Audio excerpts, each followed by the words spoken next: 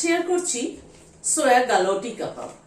আমরা গালোটি কাবাব সাধারণত chicken mutton দিয়ে করে থাকি, কিন্তু সোয়াবিন দিয়ে করে দেখবেন দারুণ লাগে। মানে বুঝতেই পারবেন না ওটা কি সোয়াবিনের নাকি চিকেনের না মাটনের।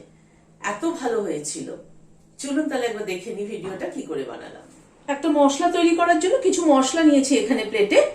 1 চামচ সাদা জিরে, 1 চামচ ধনে, একটা জায়ফলের 4 ভাগের 1 ভাগ, 5-6টা গোলমরিচ, একটা দারচিনির টুকরো, একটা বড় এলাচ, একটা জাবিত্রির হাফ, এখানে একটা স্টার অ্যানিস, 3টে এলাচ, ছোট এলাচ, 2টো লবঙ্গ, আর এখানে কাবাব চিনি 5-6টার মতো কাবাব চিনি আছে। আজকে আমার কাছে রোজ পেটাল নেই, যদি ড্রাই রোজ পেটাল থাকে আপনাদের কাছে অল্প একটু ড্রাই রোজ পেটাল দিয়ে দেবেন, এতে তাতে ফ্লেভারটা অনেক ভালো হয়। একটা তাওয়া গরমে বসিয়েছি, তাওয়াটা গরম হয়ে এসছে, মশলাগুলো সব দিয়ে দিলাম। মশলাগুলোকে ড্রাই রোস্ট করে নিচ্ছি। প্রথমে মশলা কিন্তু ড্রাই রোস্ট করার সময় গ্যাসের ফ্লেমটাকে একটু কমিয়ে ধীরে ধীরে রোস্ট করতে হয়, তাতে ফ্লেভারটা বজায় থাকে। মিনিট 2 মতো সময় ধরে মশলাটাকে একটু নাড়াচাড়া করে নিলাম। গ্যাসের ফ্লেমটাকে বন্ধ করে দিচ্ছি। মশলাটাকে একটু নামিয়ে নিচ্ছি প্লেটের মধ্যে। ঠান্ডা হলে গুঁড়ো করে নিচ্ছি। মশলাটা ঠান্ডা হওয়ার পরে গ্রাইন্ডিং জারের মধ্যে দিয়ে দিচ্ছি। মশলাটাকে একটা প্লেটে ঢেলে নিলাম। এখানে খানিকটা সোয়াবিনকে একটু 2-3 মিনিট একটু বয়েল করে নিয়েছি, নিয়ে ভালো করে ধুয়ে জলটা নিংড়ে নিয়েছি। সোয়াবিনটা গ্রাইন্ডিং জারের মধ্যে দিয়ে দিচ্ছি। সোয়াবিনটার একটা ফাইন পেস্ট তৈরি করে নিচ্ছি। সোয়াবিনটাকে ফাইন পেস্ট করে নিলাম। প্যানে 1/2 চামচ ঘি দিচ্ছি। ঘিটা গরম হওয়ার পরে এখানে 3 টেবিল চামচ ছাতু আছে, বেসন আছে। বেসনটাকে ভেজে নিচ্ছি একটু ঘিয়ের মধ্যে। বেসনটাকে ভেজে নিলাম। গ্যাসের ফ্লেমটাকে বন্ধ করে দিচ্ছি।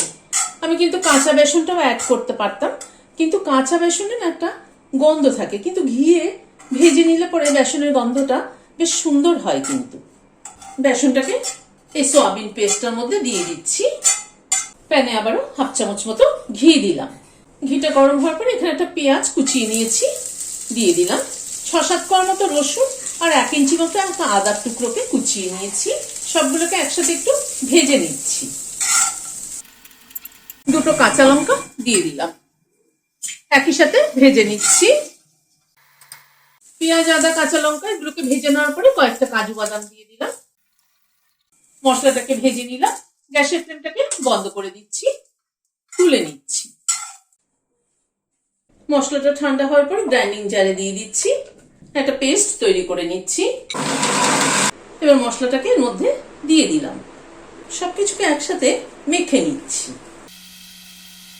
সবকিছুকে মেখে নিলাম। প্যানে হোয়াইট অয়েল দিচ্ছি, 1 চামচ ঘি দিলাম।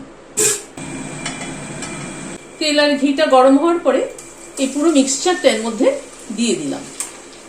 ভালো করে মিক্সচারটাকে কষিয়ে নেব। নুন দিয়ে দিলাম আন্দাজ মতো, হলুদ দিলাম আন্দাজ মতো, অল্প একটু কাশ্মীরি রেড চিলি পাউডার দিলাম, 1/2 চামচ মতো ধনের গুঁড়ো দিলাম।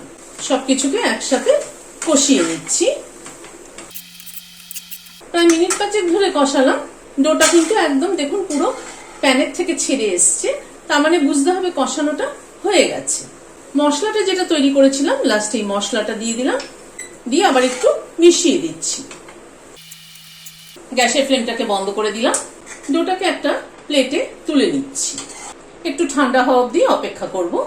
এটা ঠান্ডা হওয়ার পরে আমি হাতে একটু ঘি মাখিয়ে নিয়েছি যাতে করতে সুবিধা হয়। খানিকটা করে পোর্শন তুলে নিচ্ছি। কাবাবের মতো গোল গোল করে তৈরি করে নিচ্ছি।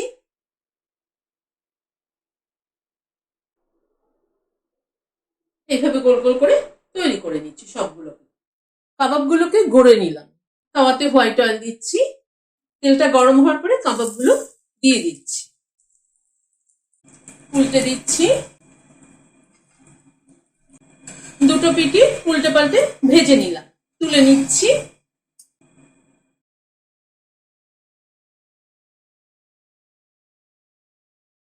ভিডিওটা যদি ভালো লেগে থাকে তাহলে একটা লাইক এবং সাবস্ক্রাইব করার অনুরোধ রইল। আজ তাহলে এখানে শেষ করছি। নমস্কার।